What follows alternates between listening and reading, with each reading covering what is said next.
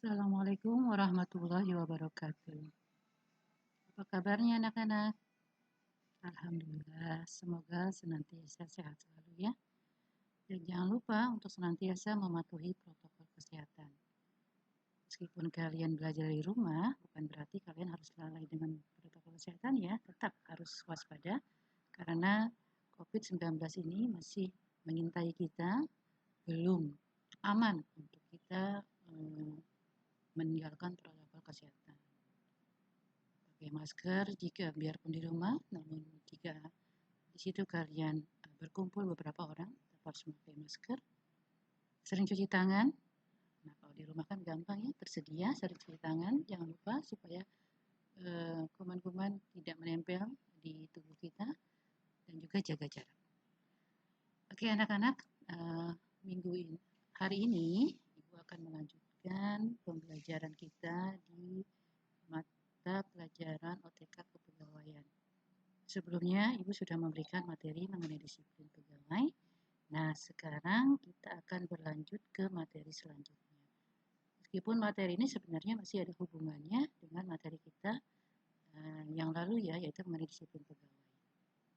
Adapun materi kita kali ini adalah mengenai pemberhentian pegawai. Oke, siap? Ya. Mari kita lanjutkan dan simak penjelasan Ibu di slide-slide selanjutnya. Oke, yang pertama adalah kita mengenal dulu mengenai bentuk-bentuk pemberhentian pegawai. Jadi, pemberhentian pegawai itu konotasinya bukan hanya pemecatan ya. Artinya, dalam pemberhentian pegawai itu ternyata banyak bentuk-bentuknya dan tidak semuanya berkonotasi negatif. Apa saja bentuk-bentuk pemberhentian pegawai itu? Yang pertama adalah pensiun. Nah, kalau mendengar kata pensiun, pasti pikiran kita adalah yang ada di benak kita adalah orang-orang dengan usia lanjut. Ya kan? Ya, betul. Karena pensiun itu pengertiannya adalah pemberhentian dengan hormat kepada karyawan yang sudah memasuki usia lanjut. Jadi, dalam suatu instansi, apakah itu kantor, perusahaan, lembaga-lembaga, dan sebagainya, pasti ada batas usia. Batas usia itu pertama mengenai usia minimal seseorang bisa bekerja di tempat tersebut, dan selanjutnya adalah usia maksimal seseorang itu masih bisa bekerja ataupun nanti akan dipensiunkan. Nah, pensiun ini meskipun biasanya kita istilah ini biasanya ditujukan untuk orang-orang yang bekerja di pemerintahan atau di instansi pemerintah seperti pegawai negeri sipil, namun di swasta pun juga ada bentuk pemberhentian pegawai berupa pensiun ini. Nah, kita lihat dulu ya. Untuk jabatan struktural, usia pensiun adalah 58 tahun. Yang dimaksud jabatan struktural itu berarti jabatan administrasi. Orang-orang yang bekerja di suatu kantor, instansi, perusahaan, di bagian administrasi misalnya, di bagian keuangan, ataupun di bagian-bagian lain, itu disebut jabatan struktural. Nah, usia pensiun mereka adalah 58 tahun. Jadi ketika sudah memasuki usia 58 tahun, maka selanjutnya mereka akan memasuki masa pensiun. Dan untuk jabatan fungsional, usia pensiun adalah 60 tahun. Yang dimaksud dengan jabatan fungsional adalah orang-orang yang bekerja sesuai dengan fungsinya. Misalnya guru, dokter, dan sebagainya. Nah, usia pensiun mereka adalah 60 tahun. Sedangkan untuk jabatan dokter dan dosen, nah ini termasuk jabatan fungsional ya. Dokter dan dosen ini usia pensiunnya lebih tinggi lagi, yaitu 65 tahun. Sedangkan untuk seorang profesor, nah kita lihat ya kalau di universitas itu banyak dosen-dosen yang sudah lanjut usia, tapi mereka sudah menjabat gelar profesor. Nah, usia pensiun mereka lebih tinggi lagi, yaitu 70 tahun.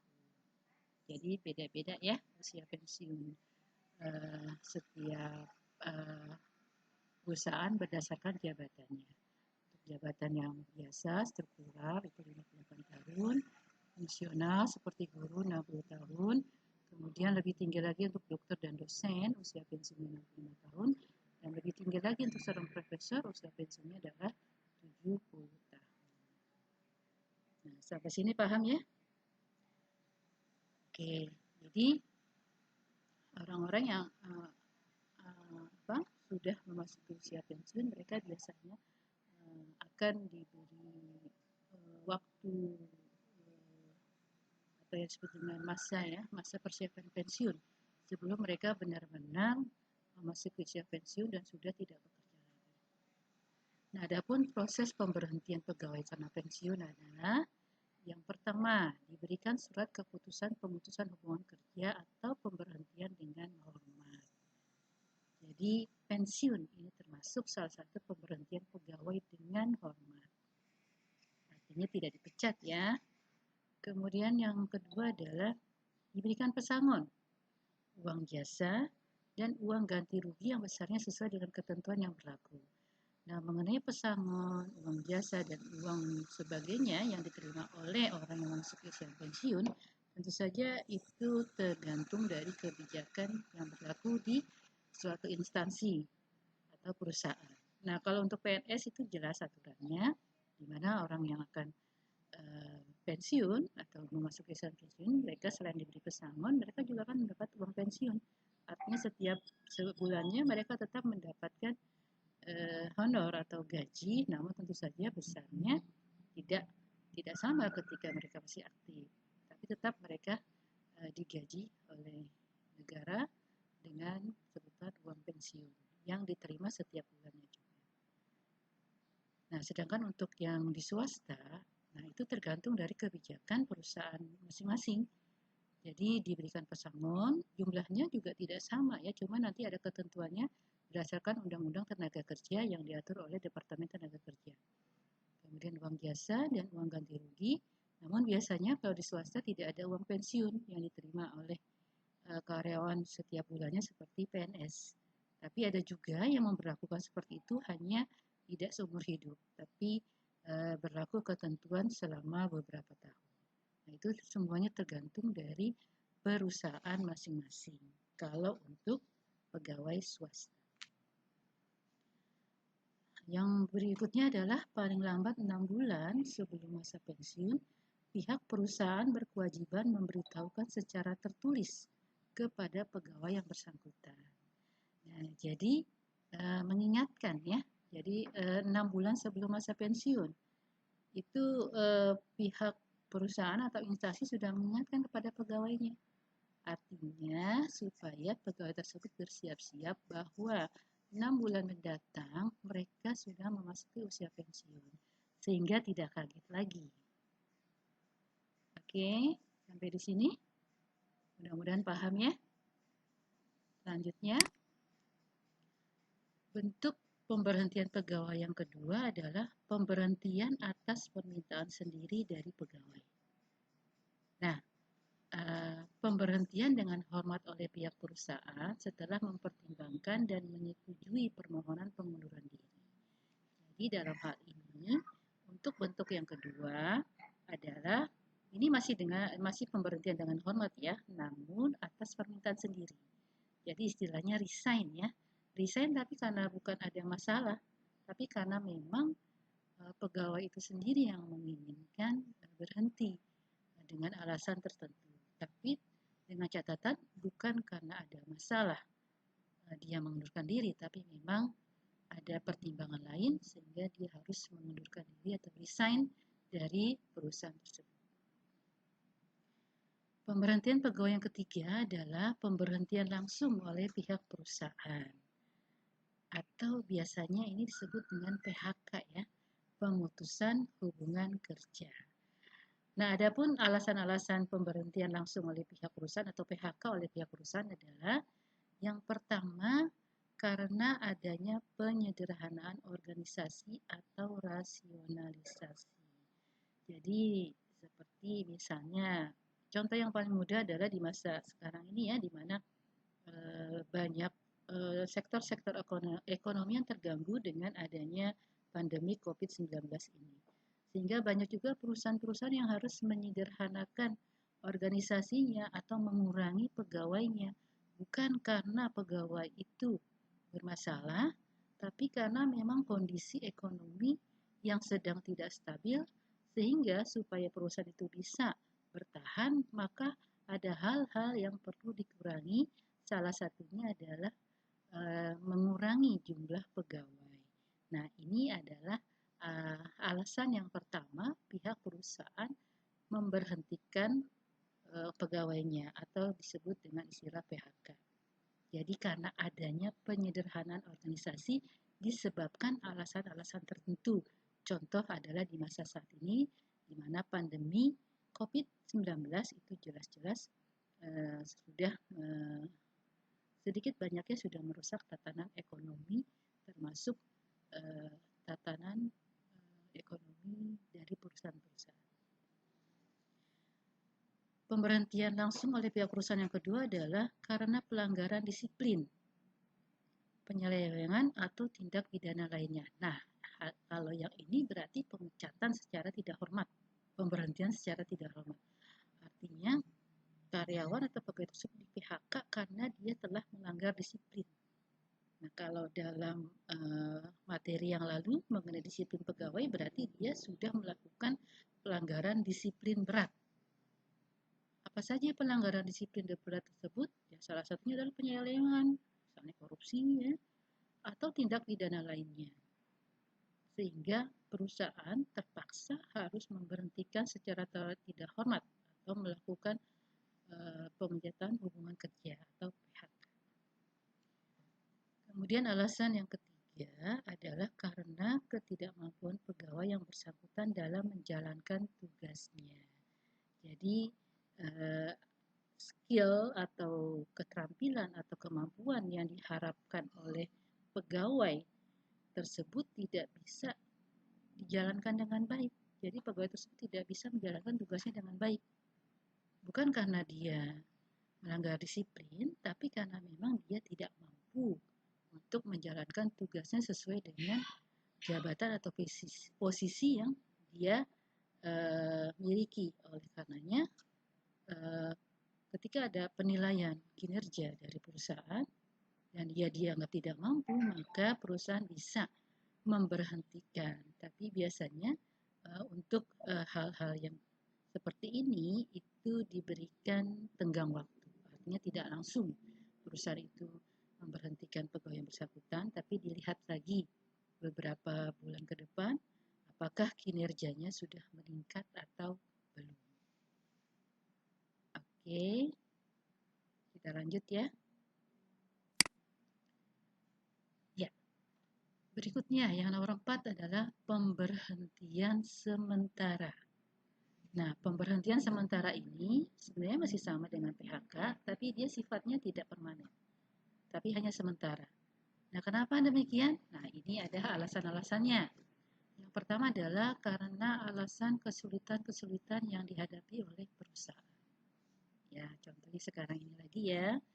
Jadi, karena produksi yang berkurang, daya beli masyarakat yang rendah sehingga produk yang dihasilkan oleh perusahaan misalnya tidak memenuhi target penjualan, nah, bisa saja perusahaan akhirnya tidak mendapatkan laba yang diinginkan atau malah mungkin merugi.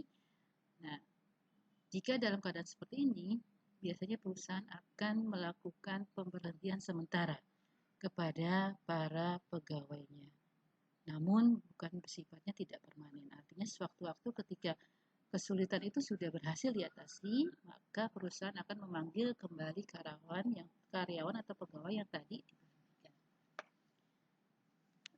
Yang berikutnya adalah karena pelanggaran, penyelewengan, dan tindak pidana. Jadi karena pelanggaran, penyelewengan, dan tindak pidana yang dilakukan oleh pegawai atau karyawan tersebut. Nah, namun pihak perusahaan masih mempertimbangkan banyak hal sehingga tidak langsung diberhentikan secara permanen. tapi diberhentikanlah sementara, ya. Cuma nanti akan dilihat lagi nih, dinilai lagi ketika sudah melakukan penyelewengan ini, apakah dia masih bersikap yang sama setelah nanti dia dipanggil kembali. Nah, ini semua ada prosedurnya ya. Jadi untuk proses pemberhentian semacam ini, yang pertama adalah apabila pegawai yang melanggar disiplin telah diberikan peringatan lisan dan tulisan, tidak menunjukkan perubahan sikap, maka kepada pegawai yang bersangkutan dikenakan sanksi pemberhentian sementara atau skorsing. Nah, kemudian selama masa skorsing tersebut, kepada pegawai yang bersangkutan hanya dapat diberikan 80% dari gaji pokok. Jadi dikurangi ya, gajinya tidak 100%. Gaji pokoknya saja. Misalnya gaji pokok dia 1 juta misalnya. Nah, selama masa skorsing maka dia hanya diberikan 80%-nya, yaitu 800.000 kan. Pokoknya dihitungnya dari gaji pokok. Kemudian setelah paling lama 3 bulan masa skorsing tersebut berlangsung, pegawai yang bersangkutan dapat diperkenakan bekerja kembali. Namun bila melakukan penyelewengan lagi, maka pihak perusahaan bisa langsung mengeluarkan surat PHK. Jadi dinilai lagi nih selama 3 bulan. Selama masa skorsing tadi, kalau dia mengulangi lagi penyelewengannya, maka sudah tidak bisa diampuni lagi. Karena sudah diberi kesempatan ya selama 3 bulan. Nah, setelah itu jika dia mengulangi, maka langsung dipecat secara tidak hormat atau dikeluarkan surat PHK. Nah, tata cara pemberhentian pegawai sebagaimana diatur dalam Undang-Undang Nomor 13 Tahun 2003. Jadi ada undang-undang yang mengatur mengenai hal ini. Artinya perusahaan, instansi ataupun kantor tidak bisa sembarangan untuk memberhentikan pegawainya, karena semua itu diatur oleh undang-undang yang dikeluarkan oleh Departemen Tenaga Kerja. Yang pertama, bagi karyawan yang diberhentikan secara tidak hormat, secara otomatis karyawan tersebut tidak akan mendapatkan pesangon tadi ya, karena untuk bentuk penyelewengan yang dilakukan, tindak disiplin berat yang dilakukan oleh karyawan, maka dia tidak berhak untuk menuntut pesangon. Kemudian sebaliknya bagi karyawan yang diberhentikan secara hormat, konsekuensinya perusahaan atau instansi harus memberikan kompensasi atau pesangon sesuai dengan Undang-Undang Nomor 13 Tahun 2003.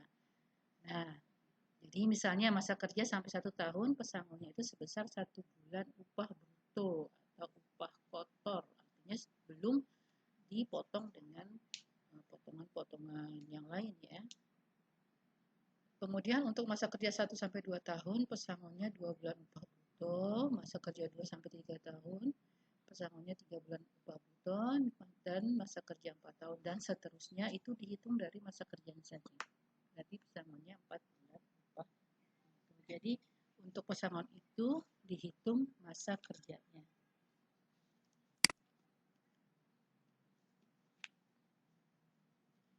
Nah, adapun dalam proses pemberhentian karyawan harus menurut prosedur sebagai berikut.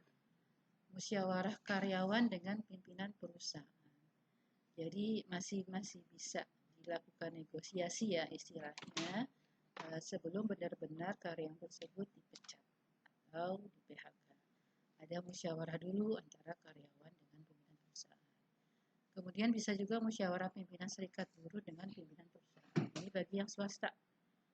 Jadi ada serikat buruh atau SPSI ya, yang biasanya di masing-masing perusahaan itu ada perwakilannya. Kemudian musyawarah pimpinan serikat buruh, pimpinan perusahaan, dan P4D atau Panitia Penyelesaian Perselisihan Perburuhan Daerah. Kemudian musyawarah pimpinan serikat buruh atau pimpinan perusahaan dan P4P atau Panitia Penyelesaian Perselisihan Perburuhan Pusat. Nah, setelah semuanya itu dilalui, maka tinggal adanya keputusan pengadilan negeri. Jadi setelah ada proses negosiasi, namun tidak bisa dilaksanakan, tetap harus ada PHK karena sudah melanggar disiplin berat, maka pemutusan itu nanti akan langsung diputuskan oleh pengadilan negeri setempat. Oke, Ibu rasa cukup untuk hari ini dan nanti kalian tinggal menyimak kembali video yang sudah Ibu berikan, penjelasan yang sudah Ibu berikan ini dan mudah-mudahan bisa kalian pahami ya. Untuk tugasnya nanti menyusul. Terima kasih. Assalamualaikum warahmatullahi wabarakatuh.